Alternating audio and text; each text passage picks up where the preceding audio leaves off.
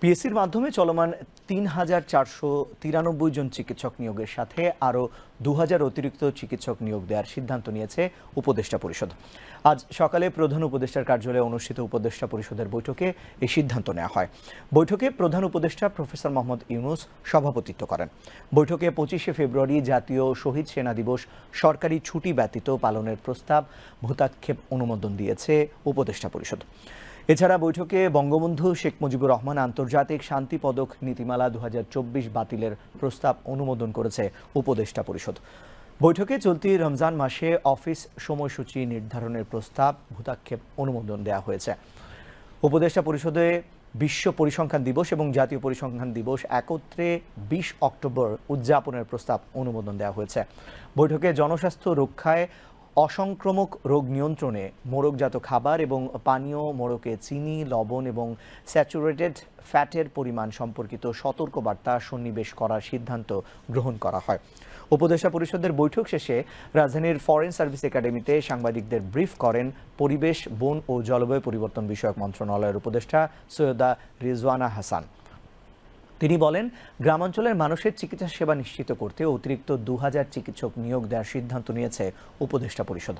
পরিবেশ উপদেষ্টা আরও জানান, বাজারের চেয়ে কম দামে বাংলাদেশকে এলএনজি সরবরাহ করবে সৌদি আরবের আরামকো কোম্পানি।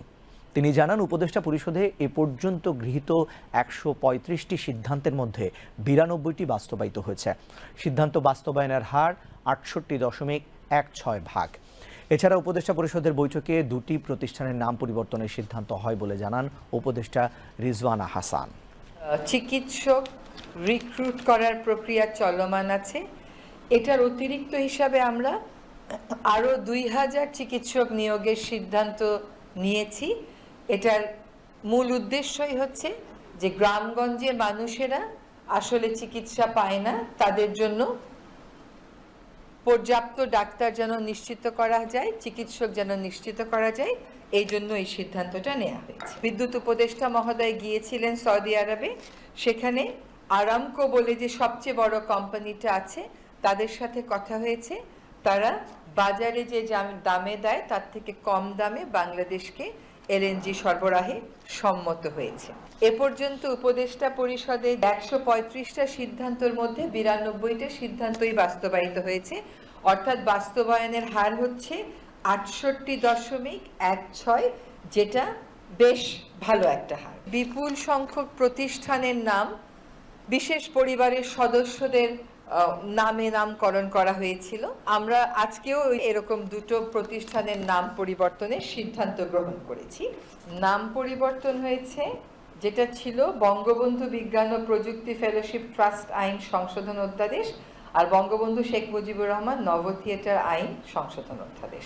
যারা জুলাই আগস্ট গণ অভ্যুত্থানে আহত হয়েছেন, নিহত হয়েছেন, তাদের পরিবারের সদস্যদেরকে স্কুলে ভর্তির ক্ষেত্রে ১২,৫০০ মানুষের জন্য এটা একটা এককালীন সুবিধা হিসেবে থাকবে, শুধুমাত্র স্কুলে ভর্তির ক্ষেত্রে।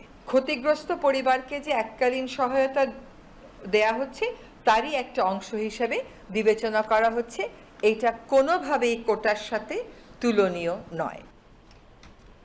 ব্রিফিংয়ে প্রধান উপদেষ্টার প্রেস সচিব শফিকুল আলম জানান, আগামীকাল বেলা ১১টায় বঙ্গভবনে উপদেষ্টা হিসেবে শপথ নেবেন প্রফেসর CR আবরার। তাকে শিক্ষা উপদেষ্টার দায়িত্ব দেওয়া হতে পারে বলে জানান প্রেস সচিব। কালকে একজন নতুন অ্যাডভাইজার ওথ নেবেন, উনি হচ্ছেন প্রফেসর CR আবরার। উনি খুবই একজন ঢাকা ইউনিভার্সিটির প্রফেসর ছিলেন, এখনো ডিস্টিংগুইশ প্রফেসর, এবং বাংলাদেশে ওনার প্রচুর লেখালেখি আছে, বাংলাদেশের অনেক বিষয়ে ওনার অ্যাক্টিভিজম আছে। তো ওনাকে কালকে অ্যাডভাইজার হিসাবে ওথ নেওয়া হবে। আমরা আশা করছি যে উনি এডুকেশন মিনিস্ট্রিটা টেক ওভার করবেন।